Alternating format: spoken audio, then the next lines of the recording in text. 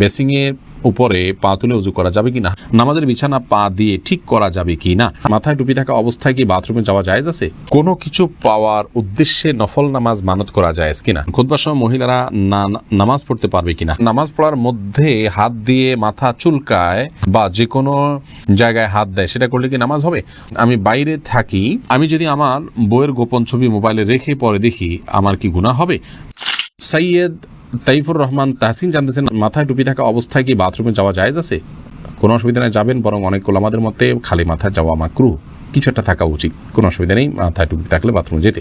তাহিদুল ইসলাম পলাশ জানতে চেয়েছেন, নামাজ পড়ার মধ্যে হাত দিয়ে মাথা চুলকায় বা যে কোনো জায়গায় হাত দেয় সেটা করলে কি নামাজ হবে, হালকা যদি চুলকায় নামাজ হয়ে যাবে, কোনো অসুবিধা নেই, বা হালকা একটু হাত দিলে সমস্যা নেই, কিন্তু এত বেশি চুলকালো, ধরুন দুই হাত ছেড়ে দিয়ে আপনি খুব আরামসে এমনভাবে চুলকালেন যে একজন সাধারণ মানুষ বাহির থেকে আপনাকে দেখে আপনি কি নামাজে আসেন কিনা সেটা নিয়ে তার সন্দেহ হয়, অথবা আপনি নামাজে আসেন এটা বুঝতে না পারে, এরকম যদি হয় তাহলে এটাকে আমলে কাসির বলা হয়, এরকম আমলে কাসির করলে নামাজ হবে না।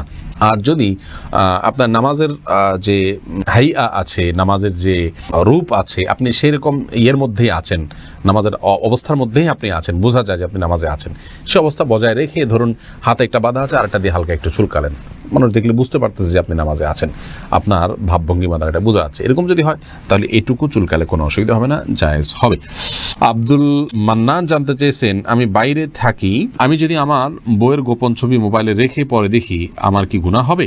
না ভাই, আপনার স্ত্রীর একান্তের বা আপনার একান্ত মুহূর্তের ছবি বা যে কোনো ধরনের ছবি ভিডিও আপনার কাছে থাকলে সেটা আপনি দেখতে পারেন গোপনে, কোনো অসুবিধা নেই, এতে আপনার কোনো গুনাহ হবে না। তবে মনে রাখতে হবে যে এতে তার প্রাইভেসি যাতে লঙ্ঘন না হয়, অর্থাৎ অন্য কারোর নাগালে যেন এটি চলে না যায়, সেজন্য প্রোফাইল লক দিয়ে বা বিভিন্নভাবে সেটিকে আপনার নিরাপদে সংরক্ষণ করতে হবে। আপনি দেখতে পারেন, কোনো অসুবিধা নেই।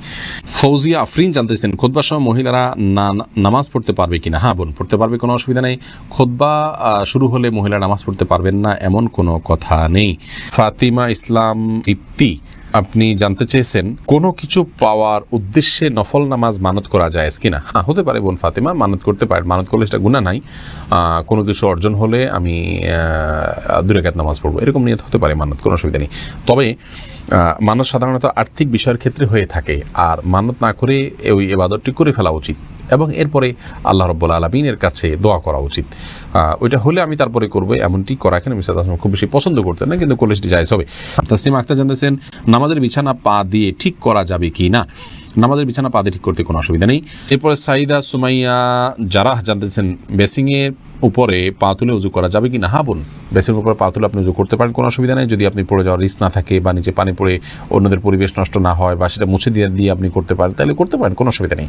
তবে পাবলিক প্লেসে এরকমটি না করা উচিত যদি বিকল্প কোনো ব্যবস্থা থাকে, কারণ সেটি দৃষ্টিকটু এবং অনেক সময় সতর লঙ্ঘন হতে পারে বা দেখতে খারাপ দেখা যেতে পারে, অন্যের অধিকার ব্যাপারটা সেখানে থাকে, তো সেই জন্য এমনটি না করা উচিত পাবলিক প্লেসে।